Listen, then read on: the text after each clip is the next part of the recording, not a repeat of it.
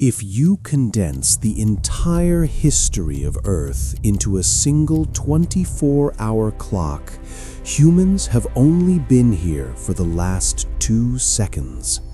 For the vast majority of that day, life has struggled, evolved, and fought to survive. But at exactly 11 p.m., the clock almost stopped. We have all heard of the asteroid that killed the dinosaurs. It's famous, it's dramatic, it's Hollywood. But 66 million years ago was not the worst day in our planet's history, not even close. Go back further. 252 million years ago, the Permian period. This was a world where dragonflies had the wingspan of hawks,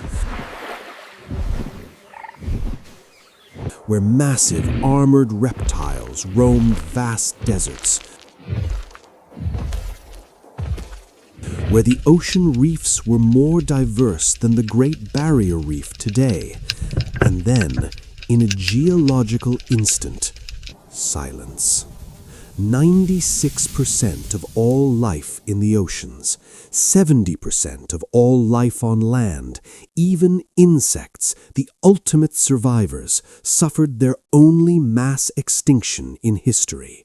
The forests didn't just die, they vanished, leaving a coal gap that lasted for millions of years.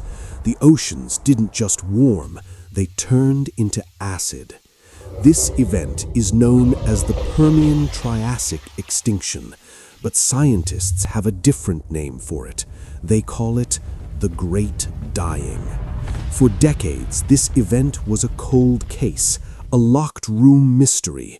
What weapon could possibly be powerful enough to almost sterilize an entire planet? Was it a rock from space, a nearby star exploding, or something much more sinister, something hiding right beneath our feet? Today, we reopen the file on Earth's biggest murder mystery. To understand what we lost, we first have to look at what we had. Rewind the clock 252 million years. The layout of the Earth is unrecognizable.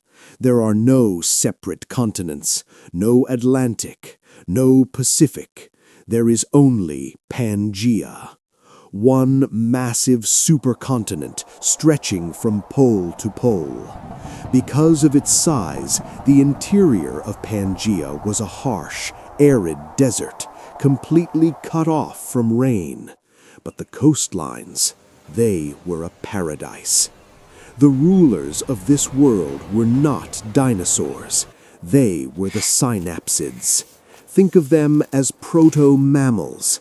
They are actually our distant ancestors. Look at this creature, the Gorgonopsid. It's the size of a bear, with the skull of a wolf and saber teeth like a tiger. It was warm-blooded, intelligent, and fast. It sat at the very top of the food chain. And in the swamps, the Scutosaurus, massive tank-like herbivores weighing up to a ton, grazed in herds. The forests were dominated by Glossopteris trees, giant ferns that covered the southern hemisphere. It was a tough world, yes, but it was a living world, a balanced system that had thrived for millions of years. But underneath this stability, the tectonic plates were moving. Pangaea was stretching, the crust was thinning. Deep beneath what is now Siberia, a plume of magma, a mantle plume, was rising. It wasn't just finding a crack, it was melting its way through the crust. The fuse was lit, and the bomb was about to go off. When geologists first realized the scale of the Great Dying, they panicked. The numbers didn't make sense.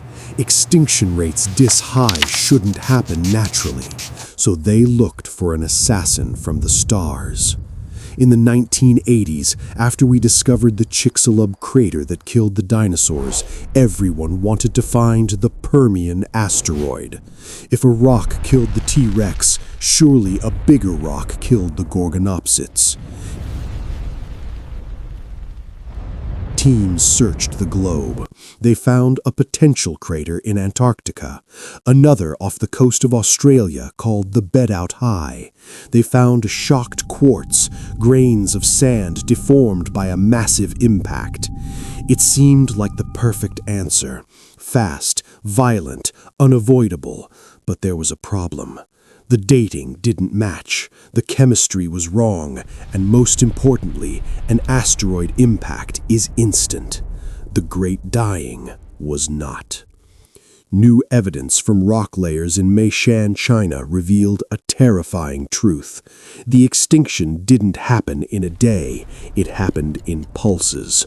There was an initial wave of death, followed by a brief recovery, and then a second final hammer blow thousands of years later. An asteroid hits once. The killer we are looking for hit the Earth again and again and again. So, if it wasn't a rock from space, what was it? The answer lay in the rock layers of Russia. In Russia, there is a geological formation called the Siberian Traps. The word trap comes from the Swedish word for stairs because the rock forms giant step-like layers. But these aren't just rocks, they are hardened lava, miles and miles of it. Around 252 million years ago, the Earth's crust here ripped open. But this wasn't a standard volcano. There was no cone, no explosion. It was a flood basalt event. Imagine the ground turning into liquid, curtains of fire miles high, spewing magma continuously. This eruption covered an area of 7 million square kilometers. That is nearly the size of Australia, and it didn't stop for 1 million years. But lava alone rarely causes mass extinctions. Lava cools, life moves away. So why was this one different? The answer is location, location, location. The Siberian Traps didn't just erupt through solid rock. The magma rose through a massive basin rich in oil, coal, and evaporites. This is the smoking gun. The magma didn't just reach the surface. It cooked the Earth's crust from the inside out. It burned through billions of tons of ancient coal and evaporites. This was the equivalent of burning all of humanity's fossil fuel reserves, all at once. The eruption released a cocktail of death into the atmosphere. First came the sulfur dioxide. This blocked out the sun, creating a volcanic winter. Temperatures plummeted. Acid rain poured down, stripping the land of vegetation. But this cold snap was short. What followed was the heat. Trillions of tons of carbon dioxide flooded the sky. The Earth turned into a runaway greenhouse. Temperatures rose by 10 degrees Celsius, 18 degrees Fahrenheit. But it gets worse. The heat triggered a secondary weapon, methane hydrates. Frozen methane, locked deep in the ocean floor, began to melt and bubble up. Methane is 80 times more potent as a greenhouse gas than CO2. On land, the ozone layer was destroyed by halogens released from the burning salt lakes. Animals weren't just overheating, they were being blasted by UV radiation. We have found fossilized pollen from this era that is mutated, twisted, and deformed by radiation damage. Even the plants couldn't reproduce. And in the oceans, the horror was absolute. As the water warmed, it lost its oxygen. The currents stopped. The ocean became a stagnant, hot bathtub. And in this dead water, a new killer emerged: hydrogen sulfide. Bacteria that thrive in oxygen-free environments took over. They turned the oceans purple and released hydrogen sulfide gas. This gas is lethal. It destroys the nervous system. It bubbled out of the sea, creating a toxic fog that hugged the coastlines. Any animal that went to the beach to cool off simply fell asleep and never woke. The result was the Great Dying. The rock record from this time shows something chilling: the fungal spike. Usually, rock layers are full of diverse pollen and spores, but right at the extinction boundary, there is almost nothing but fungus. Why? Because the only thing left to eat was the dead. The whole world was a graveyard covered in mold. For 10 million years, Earth was a broken planet. Forests didn't return. Coral reefs didn't return. This period is known as the coal gap because there were no trees to form coal.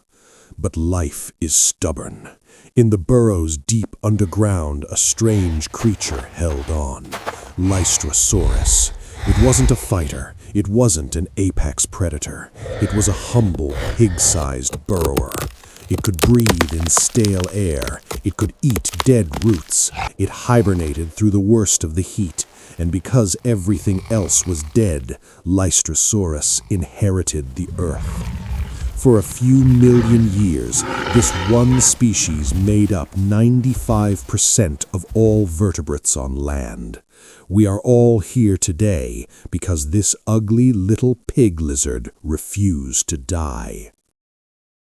We study the Great Dying, not just to understand the past, but to predict the future. The parallels are uncomfortable. We are currently pumping CO2 into the atmosphere at a rate that is unprecedented. While the total amount isn't as high as the Siberian traps yet, the speed at which we are doing it is actually faster. We are seeing the same symptoms. Ocean acidification? Yes. Expanding dead zones? Yes. Extreme weather patterns? Yes. The Earth has a breaking point. 252 million years ago, we found out where that line was. The Siberian traps pushed the system too far, and the planet tried to kill everything on it. The Earth eventually recovered. It became green again.